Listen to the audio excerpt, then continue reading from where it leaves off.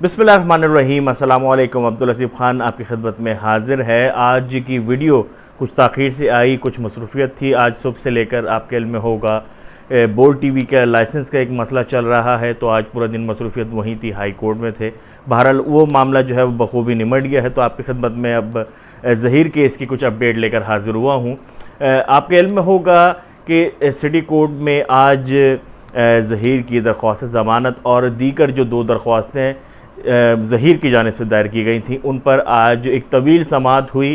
तकरीबन 4 साढ़े 4 घंटे तक जारी रहने वाली समाअत में दोनों तरफ के जो वकला थे उन्होंने भरपूर दलाइल दिए, जवाबी दलाइल दिए। और आज के दिन जो है वह इन तीनों दरख्वास्तों पर, दरख्वास्त ज़मानत, 164 का बयान और मुलाकात, इन तीनों मामलात पर बड़ी गुफ्तगू के बाद, बड़े दलाइल के बाद अब जो है वो अदालत ने फ़ैसला महफूज कर लिया है। और ये फ़ैसला जो है वो मुमकिन तौर पर 9 सितंबर को जो है वो अदालत इसको सुनाएगी। लेकिन इसका वक्त अभी तक मुकर्रर नहीं है। समाअत आइंदा 9 सितंबर तक मुलतवी हुई है। अगर दोनों तरफ के जो वकला हैं, अगर वो कोई मज़ीद दलाइल नहीं देते या तहरीरी दलाइल जमा नहीं करवाते, तो मुमकिन तौर पर 9 सितंबर को दरख्वास्त ज़मानत और दीगर जो दो दरख्वास्तें हैं उन पर फ़ैसला सुना दिया जाएगा। आज की समाअत में हुआ क्या? आज की समाअत में हुआ ये कि दरख्वास्त ज़मानत की जो है वो समाअत सबसे पहले हुई, तो दोनों तरफ के वकला थे, उन्होंने भरपूर दलाइल दिए। ज़हीर के वकला की जानिब से जो है वो दरख्वास्त ज़मानत दायर की गई थी, तो उन्होंने ज़मानत के हक़ में दलाइल दिए। ज़हीर के वकला की जानिब से ये कहा गया अदालत को कि वो पहले भी मुकदमात का सामना करते रहे हैं, अदालतों से वो भागे नहीं हैं। अदालत में अबूरी ज़मानत हासिल करने के बाद भी उन्होंने पुलिस से तफ्तीश में मुकम्मल ताउन किया है। इसके साथ साथ उन्होंने ये भी अदालत के रूबरू कहा कि चूँकि ये मामला मेडिको लीगल और दरख्वास्त जो मेडिको लीगल के साथ साथ जो चालान है, ये दोनों जो हैं वो सिंध हाई कोर्ट में चैलेंज कर दिए गए हैं। तो उन्होंने अदालत से ये इस्तदा की कि जब तक इस मामले का फ़ैसला नहीं आ जाता, इनको ये केस आगे नहीं बढ़ सकता, लिहाजा ज़हीर और शबीर इन दोनों को जो है वो ज़मानत दी जाए। इसके साथ साथ जो मुद्दई मुकदमा है, उनके वकला ने दलाइल दिए और दरख्वास्त ज़मानत की मुखालफत में जो है वो अपने दलाइल दिए। उनके वकील के जानिब से अदालत को ये कहा गया, अदालत में ये बयान दिया गया कि इस मौके पर जब उनके ख़िलाफ़ इतने संगीन इल्ज़ामात हैं तो उनको ज़मानत नहीं मिलनी चाहिए। उन्होंने साथ साथ ये भी कहा कि मेडिको लीगल का अदालत ने हुक्म दे दिया है और मेडिको लीगल के बाद मुमकिन तौर पर ज़्यादती की दफ़ात भी चालान का हिस्सा बनाई जा सकती हैं। लिहाजा इस सूरत हाल में कि जब 364A और 375 मुमकिन तौर पर लगाई जाने वाली हो, संगीन इल्ज़ामात हैं, तो इन दफ़ात के बाद मुलज़िम जो है वो ज़मानत का हकदार नहीं है। बहरहाल ये जो है वो दलाइल जो है वो दोनों तरफ से दिए गए।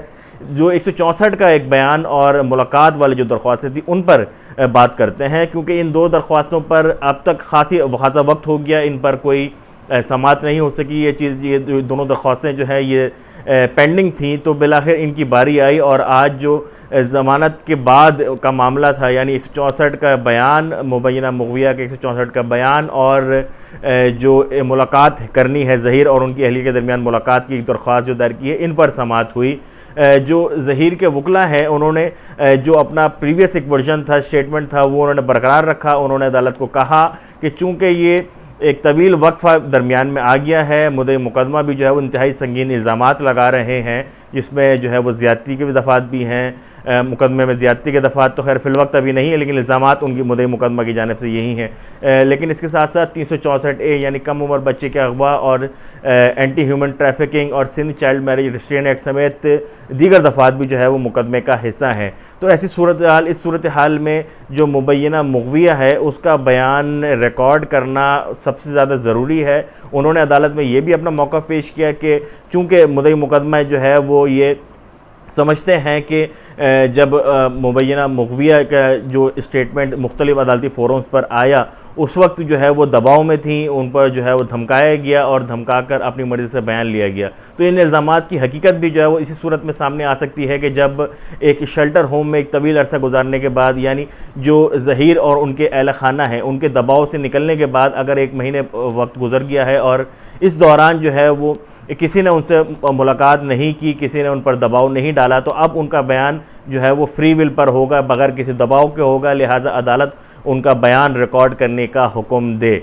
इसके साथ साथ जो मुद्दई मुकदमा है उनकी जानिब से जो है वो सिंध चाइल्ड मैरिज एक्ट के तहत या ट्रायल एंड इन्वेस्टिगेशन एक्ट 2021 का सहारा लिया गया और उसमें ये कहा गया कि 364A और 375 के जब मिलाप होता है, यानी 375 मुमकिन दफ़ा है लेकिन 364A जो है वो मुकदमे का हिस्सा है, तो ऐसी सूरत में जो एंटी रेप कवानीन हैं उन्हीं के तहत जो कॉग्निजेंस लिया गया है, चालान मंजूर हुआ है और इसी के तहत ही मुकदमा चलाएगा। तो इसी के सब सेक्शन 14 जो है वो ये कहता है कि इन दफ़ात के तहत जब मुकदमा हो तो उसमें दूसरी बार 164 का बयान नहीं हो सकता।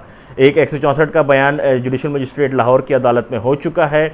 मज़ीद कोई बयान की जो है वो कानूनी हैसियत नहीं है, कानून इजाज़त नहीं देता।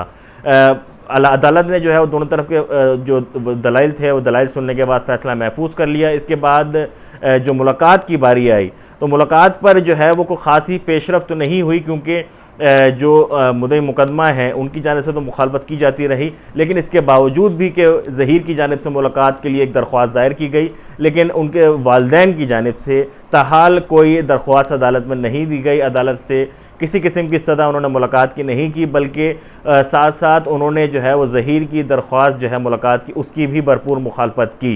ज़हीर के वकला ने अदालत को कहा कि मुलाकात जो है वो एक मियाँ बीवी के दरमियान मुलाकात जो है वो होनी चाहिए और जुडिशल मजिस्ट्रेट शर्की ने ये पाबंदी लगाई है कि अदालती अहकामात के बगैर कोई शख्स मुलाकात नहीं कर सकता। तो लिहाजा अदालत से इजाज़त जो है वो तलब की है कि अदालत इजाज़त दे ताकि ज़हीर और उनकी अहलिया के दरमियान मुलाकात हो सके। जो मुद्दई मुकदमा है वो ये कहते हैं कि जब तक ये मामला सेटल डाउन नहीं हो जाता तब तक इनको मुलाकात से रोका जाए, क्योंकि अगर ये मुलाकात होती है तो वो दोबारा से जो है वो मुबैना मुग़विया को ज़ेर असर ला सकते हैं, दबाव में ला सकते हैं और उससे मुख्तलिफ़ ख़दशात उन्होंने ज़ाहिर किए। अदालत ने इन तीनों दरख्वास्तों पर समाअत मुकम्मल करने के बाद फ़ैसला महफूज कर लिया है और बताया जा रहा है कि 9 सितंबर तक मुमकिन तौर पर फ़ैसला सुना दिया जाएगा। इसके साथ साथ सिंध हाई कोर्ट में कल जो है वो कुछ जो दरख्वास्तें चैलेंज की गई हैं, जो मामला चैलेंज किए गए थे ज़हीर के वकला की जानिब से, उनकी समाअत भी होगी, जिसमें चालान को चैलेंज किया गया है। इसके साथ साथ मेडिको लीगल मुआयने का हुक्मनामे को भी जो है वो सिंध हाई कोर्ट में चैलेंज किया जा चुका है। हमने देखा कि जो दीगर 2 मुल्ज़िमान हैं जिसमें निकाह ख्वाह और गवाह शामिल है, उनकी दरख्वास्त ज़मानत में भी जो है वो इन तमाम तर मामलात ज़ेर बहस आए थे। अदालत ने रिमार्क्स भी दिए थे कि सेशन अदालत को 10 रोज़ या 15 रोज़ में जो है वो मुबैना मुग़विया का बयान रिकॉर्ड करने का हुक्म देते हैं, लेकिन चूँकि उन दरख्वास्तों पर अभी तक ताहाल कोई फ़ैसला नहीं सामने आया है, इसलिए हम ये नहीं बता सकते कि ये रिमार्क्स या ये जो हुक्मनामा था ये तहरीरी और जो हुक्मनामा होगा या रिटन ऑर्डर होगा उसमें शामिल होगा या नहीं। बहरहाल कल जो है वो जस्टिस सलाउद्दीन पंवर साहब की अदालत में ये दोनों मामला जो है वो दोबारा आएंगे। चालान को चैलेंज किया गया है ज़हीर के वकला की जानिब से और उसमें ये कहा गया है कि जो सेक्शंस लगाए गए हैं वो सेक्शंस नहीं बनते और सेशन अदालत ने जो है वो इख्तियार से तजावुज़ किया है और वो जो है सेशन अदालत के इस फ़ैसले से यानी चालान मंजूरी के फ़ैसले से मुत्तफ़िक नहीं है, लिहाजा सिंध हाई कोर्ट उन्होंने रुजू किया। इसी के साथ साथ मेडिको लीगल मुआयने पर एक जो है वो समाअत हो चुकी है। मुमकिन तौर पर कल जो है ये मामला निमट जाएगा। दोनों तरफ का दलाइल होने के बाद मुमकिन तौर पर कल फ़ैसला इसमें महफूज हो सकता है या हो सकता है कल ही अदालत जो है वो मेडिको लीगल पर कोई अपना बड़ा फ़ैसला जारी करे। अब तक के लिए इन तमाम केसेस में यही डेवलपमेंट थी जिससे हमने आपको आगाह किया। इस केस में मज़ीद कुछ अपडेट होगी तो उसको भी लेकर आपके सामने हाजिर होंगे। हमारी वीडियोस अगर आपको पसंद आएँ तो इसे लाइक करें, अपने दोस्तों के साथ शेयर करें और अगर आपने अभी तक सब्सक्राइब नहीं किया तो सब्सक्राइब करें ताकि बाकी आने वाली तमाम वीडियोस बर वक्त आप तक पहुँच सकें। अपना बहुत ख्याल रखिएगा। अल्लाह हाफ़िज़।